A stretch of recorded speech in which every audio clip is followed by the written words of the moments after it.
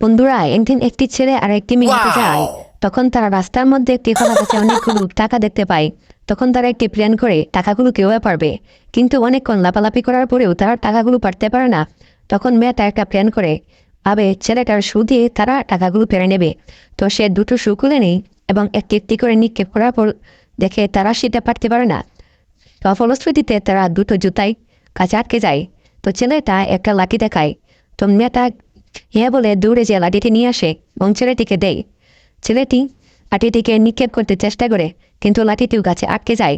তখন তারা একটি প্ল্যান করে মেয়েটা একটা চেয়ার দেখতে পায় এবং দৌড়ে নিয়ে আসে। তো ছেলেটা বলে এটাকে উপরে তুলে নাও।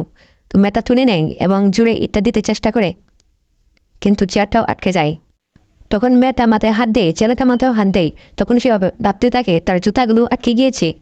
তখন মেয়েটা মাথায় হাত দেয় এবং দৌড়ে চলে যায়।